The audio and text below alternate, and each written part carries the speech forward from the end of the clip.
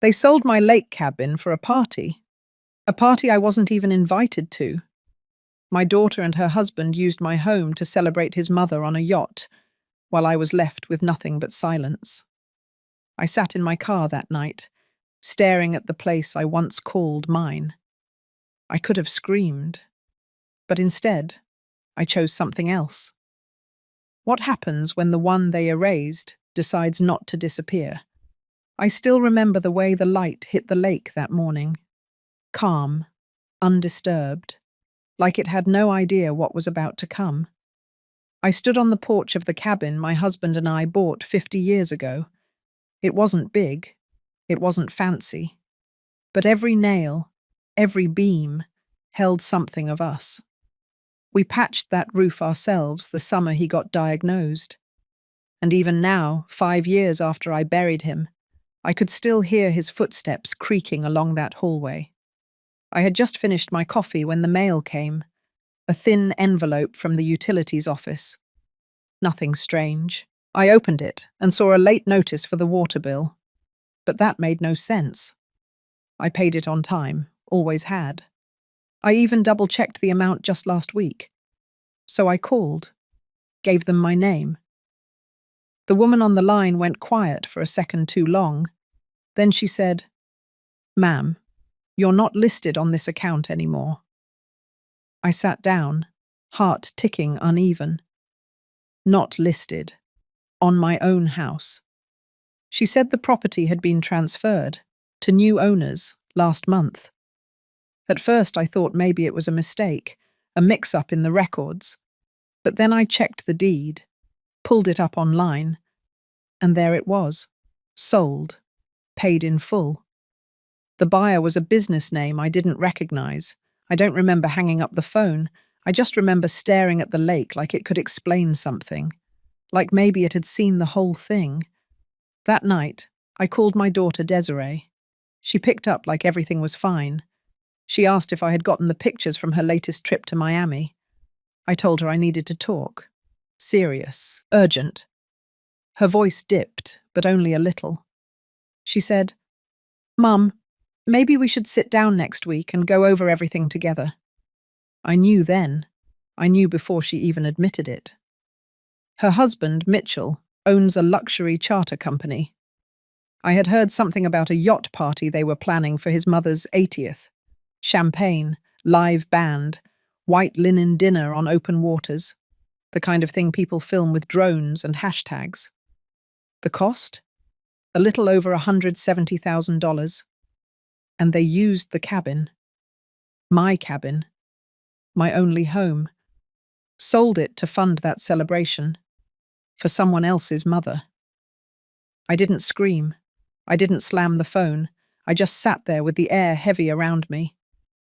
Some part of me still wanted to believe it was a one-time thing, a moment of desperation. But deep down, I think I had seen this coming.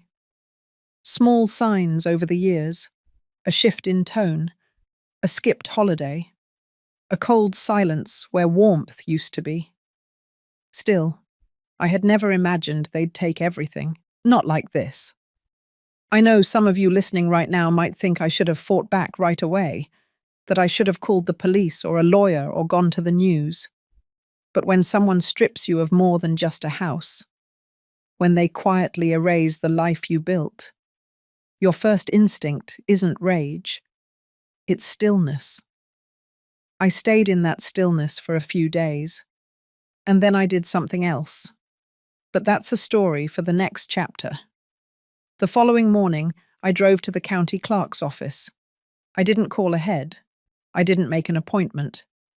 I walked in with a copy of the water bill and the name of the business that had bought the cabin. The clerk, a quiet man with grey temples and a nervous smile, pulled up the transaction without much delay. The cabin had been sold for $420,000, paid in cash. The name on the seller line was not mine, it was a trust my late husband and I had created decades ago, with both our names on it. But after his passing, Desiree became the secondary trustee. I remembered the meeting with the lawyer. She had offered to help manage the paperwork, back when I was still grieving and just trying to survive the loneliness. I had signed papers I barely read. Trusted her the way mothers do. She had moved the cabin into the trust. Then she had moved the trust into her control. All legal. All neat. My name was still attached but held no power. I walked back to my car and sat there with the windows rolled down, the air sticky against my skin. My chest was tight, but I wasn't crying. It felt like something had shifted, like a door had quietly closed behind me. That afternoon, I drove past Mitchell's company building. I hadn't been there since the opening party years ago. He had rented a warehouse space in a gentrified block near the marina, polished concrete and oversized glass doors. Through the windows, I could see a banner still hanging. It read, Sylvia's 80th Yacht Soiree. It was only then I understood the full picture. Sylvia, Mitchell's mother. The woman who once told me I was too frumpy to sit at the head table at Desiree's wedding. The woman who referred to me in front of others as the cabin lady. And now they threw her a birthday party with money that came from the place I had scrubbed floors, fixed pipes, baked pies for my grandchildren in. I didn't go inside. I didn't make a scene. I just drove back home. Or what was left of home. I lived in a small apartment now, a rental above a nail salon, facing a parking lot. It had one bedroom and a kitchen so small I could touch the stove and the fridge without turning around. The walls were thin. At night, I could hear the woman in the unit next to mine coughing in her sleep. That night, I took out the box of old family photos I had managed to save. There was one picture of Desiree, maybe 10 years old, standing on the cabin dock, grinning with a fishing pole. Her father had his hand on her shoulder. I stared at that photo for a long time, longer than I care to admit. Memories don't rot like wood or fade like wallpaper. They stay. But when you realize those memories mean more to you than to the people in them, something inside you starts to break. I sat up until the sky turned pale. I didn't sleep, just sat still and let the weight settle. By morning, I knew I had to see someone. Not Desiree, not Mitchell. I needed clarity. So I made an appointment with Ms. Lovelace, my old estate attorney, the one I should have called years ago. I didn't tell her much over the phone, just that something wasn't sitting right and I needed to go over some old documents. She agreed to meet that afternoon. I didn't expect answers. Not yet. But I was done being confused. Done being quiet. If Desiree had turned my grief into a transaction, I needed to understand exactly what she'd sold, and what, if anything, I still had left. Miss Lovelace's office still smelled like lemon oil and old paper. Nothing had changed. The same mahogany bookshelves, the same ceramic lamp with the dusty green shade. She welcomed me with a soft nod and poured tea like she used to when my husband and I first sat in that room. Nervous about estate planning but determined to do it right. I handed her a copy of the deed transfer and the trust documentation I had dug up. She took her time reading through them. Her brow creased deeper with every page. She didn't speak for a while, flipping back and forth between the signatures and dates. Then she placed the papers down and leaned back slightly. She said the structure looked legitimate on the surface. The trust was originally set up to hold and protect the cabin as a long-term family asset. After my husband passed, Desiree had used the successor trustee clause to reposition the trust.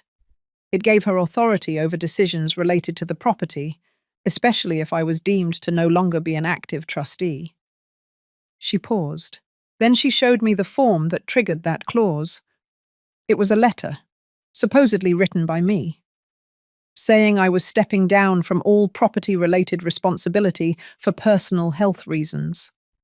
The signature was mine, but I never remembered writing it, never remembered signing it. I stared at it for a long time. My hands went cold. It wasn't dramatic. It wasn't loud, just a slow unraveling from the inside out.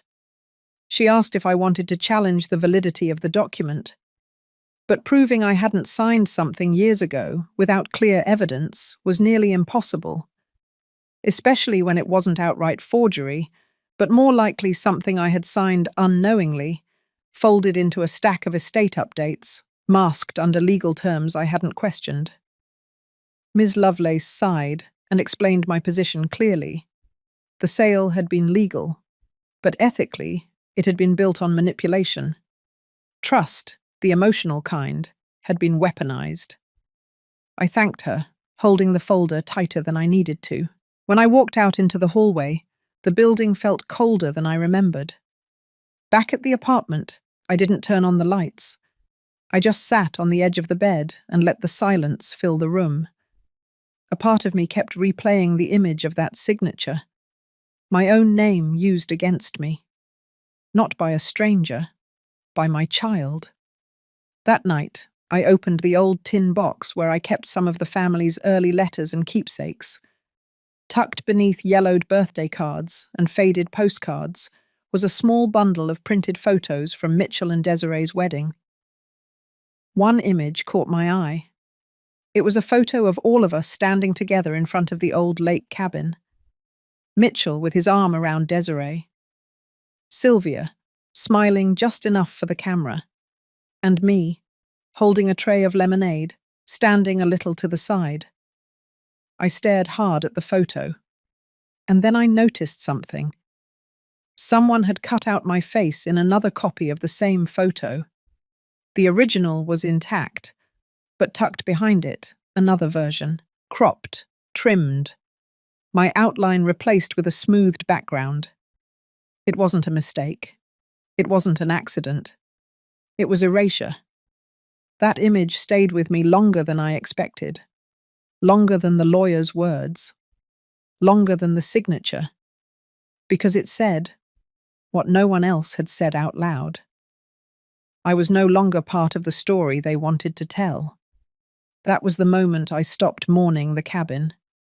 I started thinking about legacy, and what it meant to leave behind something real, not just wood and nails, but truth. They had erased me from one picture. I still had time to write myself into another.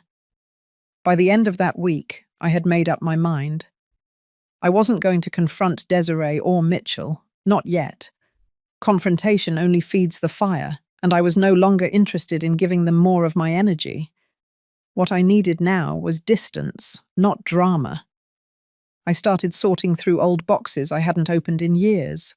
Not the emotional kind with photos or memories, but the ones with paperwork, tax records, mortgage stubs, receipts from the first repairs we ever made to the cabin. I needed to remind myself who I used to be. Not someone forgotten or brushed aside, but someone who built things from scratch. Someone who paid her dues. Buried in one of the folders was a document I hadn't seen in a long time. It was from a community development board. Years ago, I had donated part of the land behind the cabin to the township to preserve it as a walking trail. I had forgotten about it. But as I reread the letter from the county, I realized it still held my name. Not the trust's. Mine. It gave me an idea. I reached out to an old contact, Marcy, who now worked at a local non-profit that focused on environmental education. She remembered me, said she still thought of the cabin as one of the most peaceful places she'd ever visited. I didn't tell her what happened, just said I wanted to talk about possibly creating a legacy project, a fund or program that could use what was left of the land or its memory for something meaningful. She was thrilled, said she'd speak to the board. That maybe, even if I no longer owned the property, we could create a community story project, one that used the space as inspiration, a way to teach local kids about heritage and respect for history. I hadn't expected that spark of hope, but it came.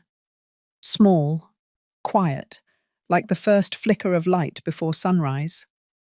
Still, Even as I explored those new paths, something else stayed with me.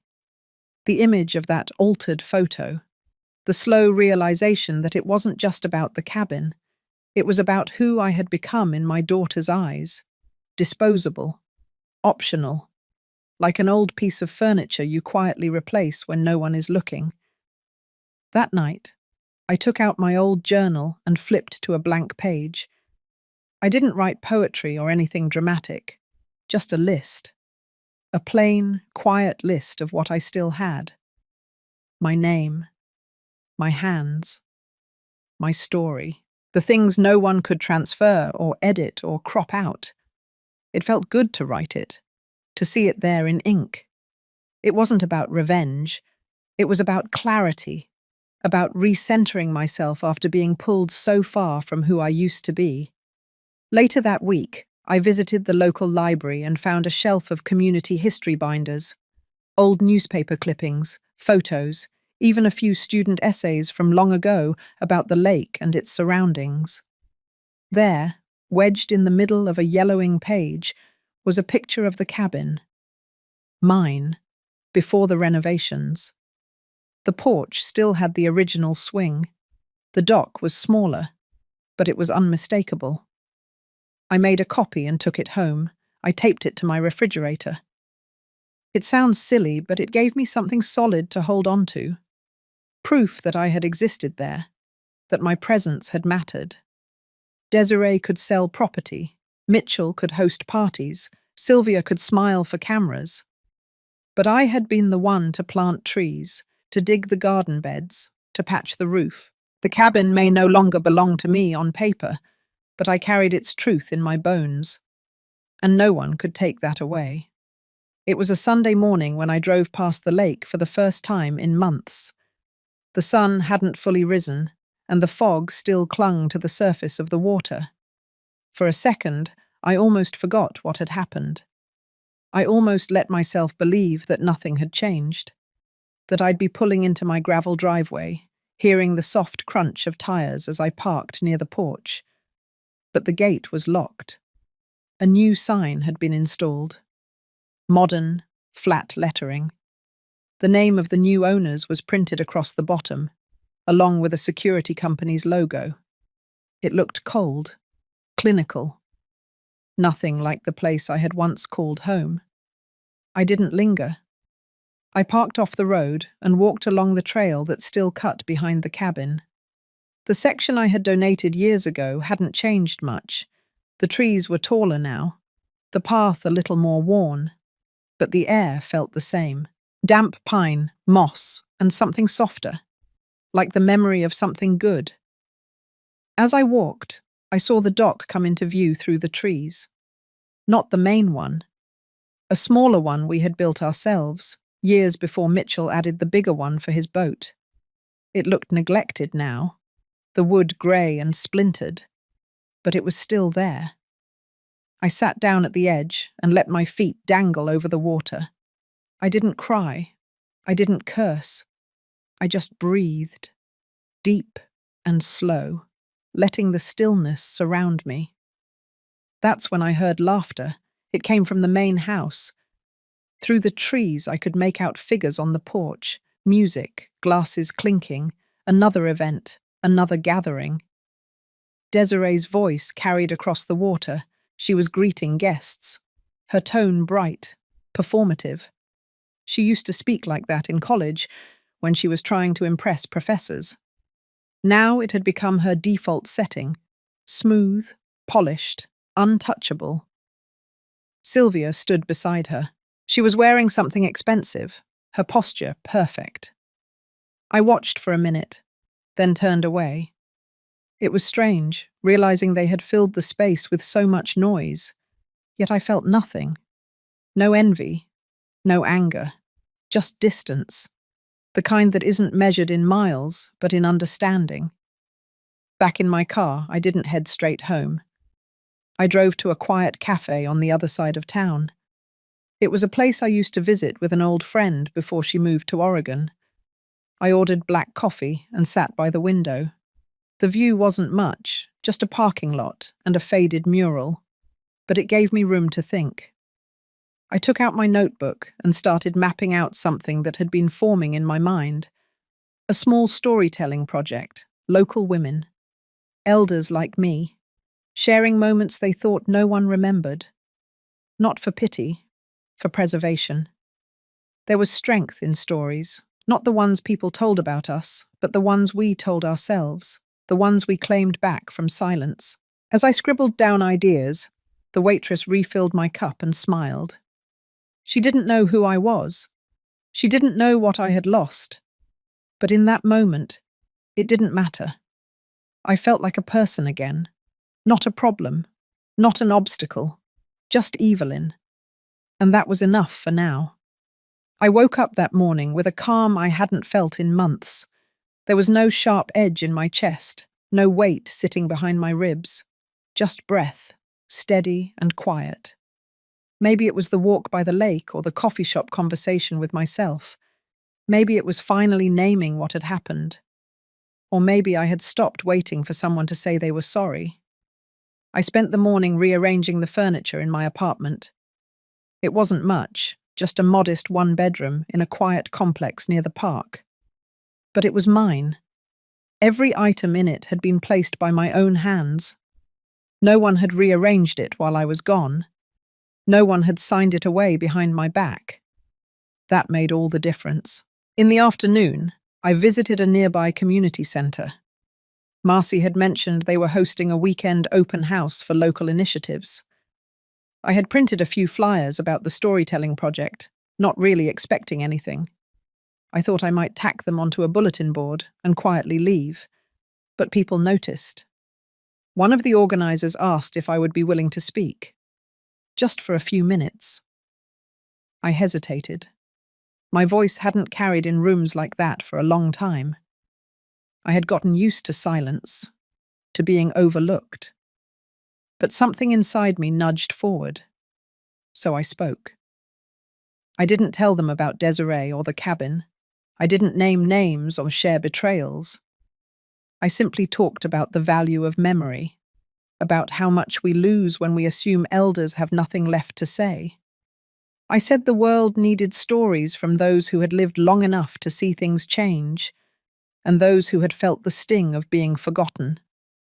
When I finished, there was a pause. Then a few people clapped, not politely, genuinely.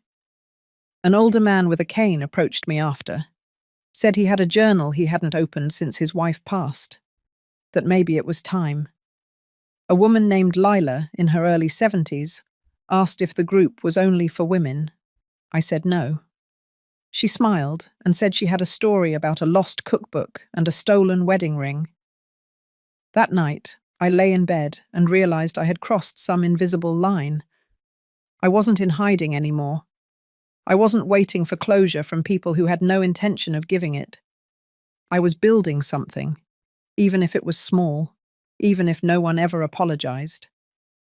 That same week, I received a letter in the mail, thick envelope, no return address. Inside was an invitation. Desiree and Mitchell were hosting a private ceremony, a vow renewal, on the deck of the lake house. Guest list enclosed. My name wasn't on it, but someone had forwarded it to me. No note, just the envelope. I placed it on my table and stared at it for a long time. I didn't feel anger, not even bitterness, just clarity. This was who they were now, people who erased what didn't fit their image, and I was no longer part of it. But I had found something else, a piece of myself that didn't need their approval. I folded the invitation and slid it into the back of my journal, not out of sentiment, but as a reminder of where I had been and how far I had come. The morning after I received the invitation, I sat at my small kitchen table, the one I had bought second-hand years ago when I moved into this apartment. The sun spilled through the blinds, warming the wood under my fingertips. I didn't touch the envelope again. I didn't need to. I had already decided what I would do, even if I hadn't admitted it out loud yet. Instead, I focused on something else. The community story circle was starting to take shape. A small room had been reserved at the library, and Marcy had confirmed she'd help facilitate the first session. We had a list of attendees, about 9 names, mostly women in their 60s and 70s, all of them carrying stories they thought had no place to land. I spent that afternoon printing the welcome packets. Nothing fancy, just a simple outline, a few prompts, and some encouraging words.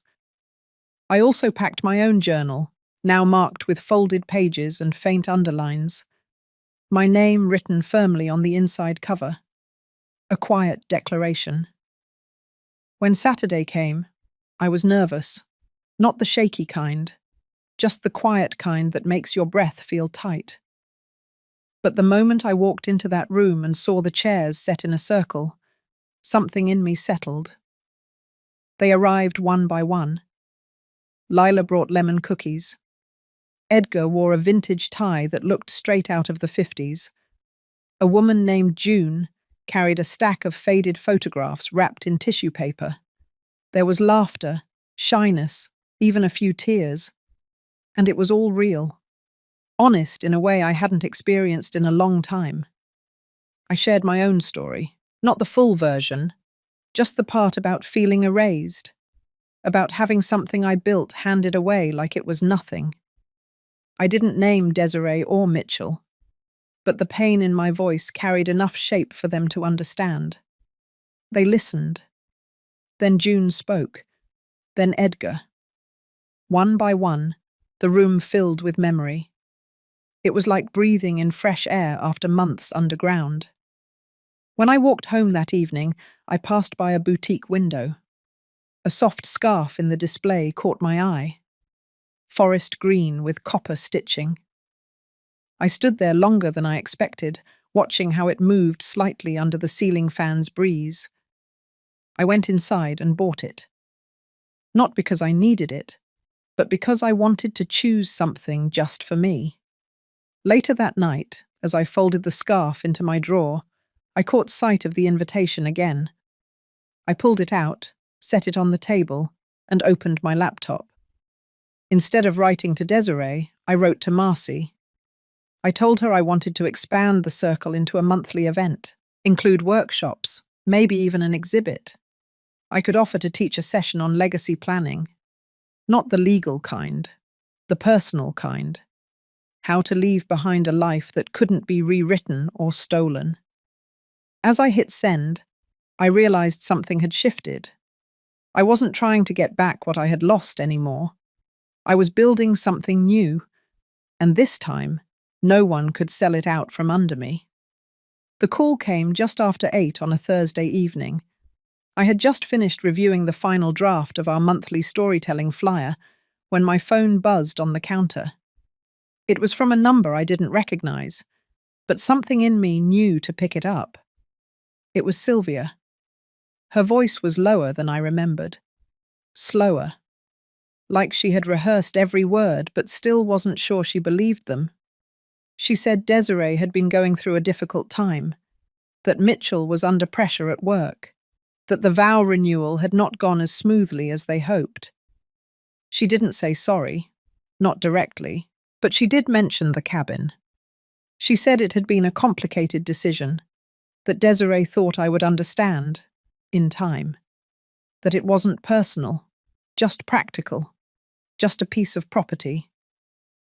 I sat on the edge of my bed, listening to that word echo in my head. Just property. Sylvia paused, then asked if I'd be willing to meet for lunch. She said she had something she wanted to return. Her voice caught slightly on the word return, like it weighed more than it should.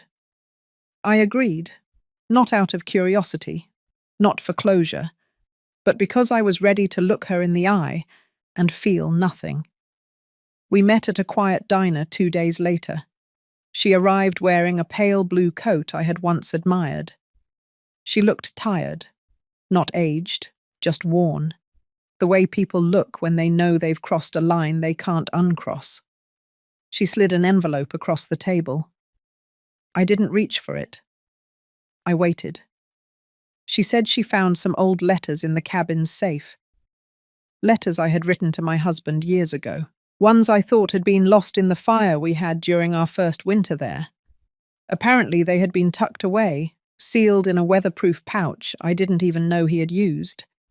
She said Desiree was planning to throw them out, thought they were just scrap paper, but Sylvia had opened one and kept them. There was no apology in her tone, just explanation. I took the envelope. It was heavier than I expected. She reached for her coffee but didn't drink. Then, softly, she said something I hadn't braced for. She said she missed me. I didn't respond. I didn't smile or nod. I simply stood, thanked her for the letters, and walked out. The air outside was sharp, cold enough to pull you back into yourself. I held the envelope against my chest and kept walking. At home, I opened the letters slowly, one by one. The ink had faded in places. My handwriting was uneven, sometimes rushed, sometimes careful. Each word brought back pieces I had forgotten. Mornings by the lake, the sound of his laugh when the heater broke, the time we made soup from what we had left in the pantry and still called it a feast. I read them all in one sitting. When I finished, I didn't cry. I felt something steadier, like grounding, like gravity. I knew what I needed to do next. Not for revenge, not to prove a point, but to mark a boundary. The next morning, I reached out to the lawyer who had helped me with my apartment lease. I asked about creating a trust. Something small, something focused. By the afternoon, I had the name for it. The Cedar Table Fund, a place for women over 60 who had been displaced, erased, sold out, women who needed a place to sit and be heard. And this time, the deed would carry only my name. That morning, I ironed my best slate grey blouse and laid out the envelope from the attorney's office beside it. The apartment was quiet. I could hear the low hum of the radiator and the distant sound of someone dragging a trash bin across the parking lot. I moved slowly, but each step carried intention. The restaurant I chose wasn't glamorous. It was the same one where Mitchell used to take me when Desiree was pregnant with Eli. A small diner on the east side, where the booths still had cracked red vinyl, and the servers called everyone sweetheart. I had made a reservation under my name. Just one word: Patricia. I arrived early. The hostess gave me a warm nod and offered me a corner booth. I sat with my back to the wall, facing the entrance. I wanted to see their faces as they walked in. I didn't fidget. I didn't look around. I waited, hands folded, just like I used to when I was a mother trying to teach patience. Mitchell arrived first. He looked thinner than I remembered, stretched tight. His eyes scanned the room until they landed on me. For a moment he hesitated. Then he came over, sat without speaking. Desiree followed 2 minutes later, adjusting her coat, expression unreadable. She didn't greet me. I waited until the server brought water, then pulled the envelope from my bag and placed it on the table between us. They both looked at it. Mitchell reached for it first, but I placed my hand gently on top of his. I told them I hadn't come for reconciliation. I hadn't come to ask for explanations or apologies. I told them I had simply come to inform. The Cedar Table Fund was officially registered. The papers in that envelope detailed its purpose, its funding, and its irrevocable status. I explained that I had taken the proceeds from the silent sale of the cabin, the one they executed behind my back, and reinvested it. Through research, community partnerships, and strategic allocation, I had turned what was meant to erase me into something that would outlast them. Desiree's mouth tightened. Mitchell leaned back, eyes narrowed. Neither spoke. I continued. The fund would support women over 60 who had been forcibly removed from their homes by family. It would offer emergency housing, legal assistance, and workshops on financial literacy. The first location would be named after my late husband. The second would bear my own middle name, not theirs. They didn't ask for clarification. They knew what this meant. I stood up then. My part was done. As I reached for my coat, Mitchell finally spoke. He asked if this was my way of punishing them. I paused at that, not from hesitation, but from the weight of what I wanted to say. I told him this was not punishment. This was preservation. I walked out into the cold with the kind of stillness that doesn't come from anger, but from knowing that you no longer owe anyone a version of yourself they can manipulate. That night, I lit a candle in the small alcove of my apartment and wrote a new journal entry. I titled it The Quiet Victory, and I slept better than I had in years. That winter, I started walking every morning before sunrise. There was something calming about the stillness, the way the sidewalks stayed empty and the streetlights painted long shadows across the snow. I didn't walk for exercise. I walked because the world felt quiet enough to think without interruption. Each morning, I'd pass the small office where the Cedar Table Fund was housed. Just a converted corner unit behind the bakery. But to me, it held more than brick and glass. It was the first space in years that felt like mine. Inside, the walls were painted a soft sage green. We kept a pot of coffee going all day. No buzzwords or mission statements on the wall. Just a corkboard with handwritten notes from women who had come through the program. Most of them never said much. They didn't have to. They just needed a seat. A safe pause. I hired 2 part-time staff members, both retired school nurses, women who knew how to listen without fixing. One of them, Lenora, liked to bring in fresh muffins on Mondays. The other, Mavis, clipped articles from local papers about elder housing laws and pinned them above the desk. Every day we met someone new, a woman who had been staying in her car behind the gas station, another who had signed her house over to her son and was now sleeping in a church basement. One had lived with her daughter's family until they decided to turn her bedroom into a home gym. They arrived carrying plastic grocery bags and duffel bags, sometimes just a purse. But they all carried the same thing in their eyes. That stunned silence you wear when the people you raised act like you're a burden. We never asked for the full story on day 1, just their name, whether they wanted tea or coffee, and if they needed to sleep. That was enough to start. One woman, Rosalie, had been a librarian for 30 years. Her husband passed, and 6 months later, her daughter told her they needed space. Rosalie ended up in a weekly motel until her pension cleared.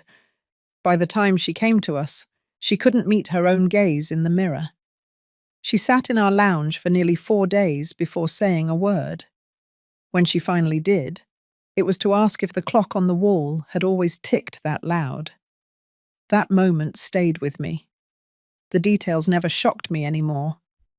What stayed with me were the small things, the way they folded napkins into precise triangles, the way they offered to help clean even when they had nowhere to go, the way they apologized for crying. The world had taught them that their worth ended when their usefulness ran out. But the fund wasn't built to rescue. It was built to remind. One Thursday afternoon, we hosted our first community circle. No agenda. Just women sitting around with their tea, sharing whatever they felt like. Some didn't speak. Others talked about old recipes or how they used to hang their laundry in the summer. At the end, I read aloud one of my old letters from the cabin, one I had written to my husband after our first snowfall there. No one clapped, no one needed to. After they left, I stayed behind to lock up. I stood in the doorway and looked around at the room we had made.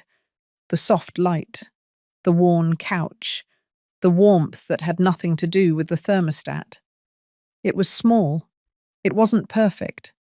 But it was a kind of home, and I had built it from the ashes of everything they tried to take. That morning, a small envelope arrived in my mailbox. No return address, no handwriting, just my name typed neatly in the center.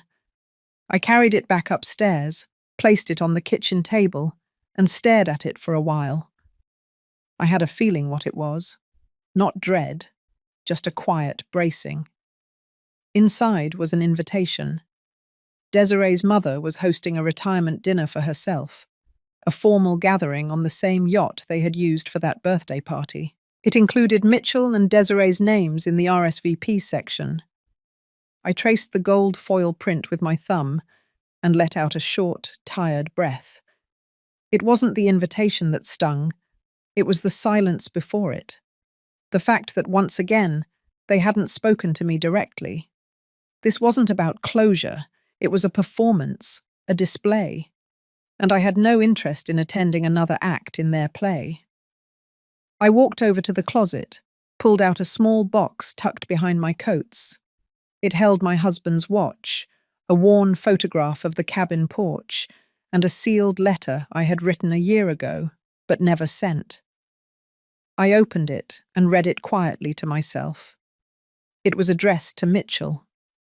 In it, I had written about the smell of cedar and pine sap in early spring, about the mornings when he was 10, fishing quietly with his father, not yet old enough to know the weight of grown-up choices. I wrote about love, and how it can harden into control when we confuse proximity with connection. That letter reminded me why I started the fund, why I rebuilt my life piece by piece, not to retaliate but to recover. I placed the invitation in the box next to the letter and closed the lid. Later that afternoon, I met Lenora and Mavis at the community centre. We were setting up for our new winter housing initiative. Foldable cots, warm blankets, little welcome bags with socks and cocoa. There was a small line forming at the door. One woman had frost on her coat sleeves. Another had her belongings in a suitcase with a broken wheel. We didn't have speeches or clipboards, just soft voices and open hands. One of the newer volunteers, a college student, asked me how I kept going, how I didn't let anger shape everything I did. I told her that I used to carry anger like a second spine, stiff, rigid, always ready to hold me upright. But over time, I realized it made me unmovable. So I let it soften, not disappear, but shift. That night, I stood in the hallway of the shelter and watched two women laugh over a jigsaw puzzle. Their voices low, but filled with something that sounded like the beginning of safety. Back at home, I made tea, sat at my kitchen table, and began writing a letter to Rosalie, the former librarian who now ran weekly reading sessions in our lounge. I told her about the invitation, and how proud I was that I had no desire to attend. I had built something real, something mine, and there was not a yacht on this earth that could carry me back to who I used to be. That spring, the lake thawed early. I drove up alone, winding through the familiar back roads, passing the same crooked fence post that marked the turnoff I had known for decades. The air smelled of pine needles and wet earth. I hadn't been back here since the day they told me it was gone. But now, it wasn't theirs to take anymore. It had taken 9 months of legal work, a retired judge's recommendation, and one quiet conversation with the new buyers, who had purchased the place unaware of the betrayal behind its sale. After learning the truth, they agreed to a lease-to-buy transfer. The cabin wasn't mine on paper just yet, but it was back in my hands in every way that mattered. I stepped onto the porch and ran my hand along the wooden railing, the one Mitchell and his father built the summer before his high school graduation. It had been freshly sanded, but the grooves from old nails still whispered their history. I unlocked the door, walked inside, and stood in silence.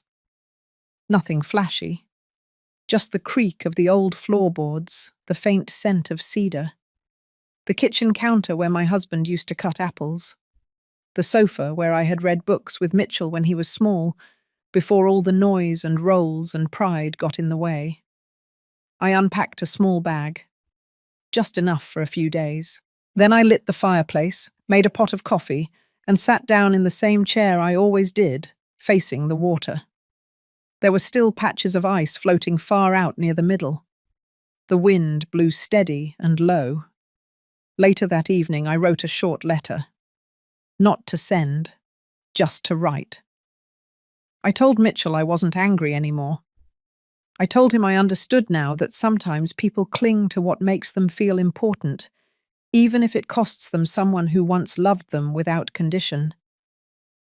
I wrote that I hoped, someday, he would look in the mirror and see the boy who used to skip rocks on this lake, not the man who had forgotten how to listen.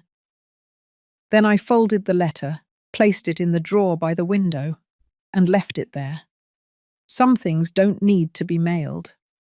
When I left the next morning, I locked the cabin and placed the key in my coat pocket. I wasn't sure when I would return, but I knew one thing for certain. This place wasn't a memory anymore. It was mine again, not because of ownership or deeds or contracts, but because I chose not to let bitterness own me. If you've ever felt like your voice didn't matter, like you were erased from a story you helped build, I hope this gave you something to hold on to. Sometimes healing doesn't come from fighting to be seen. Sometimes it comes from seeing yourself again, on your own terms. If this story touched you, share your thoughts. You're not alone in the silence.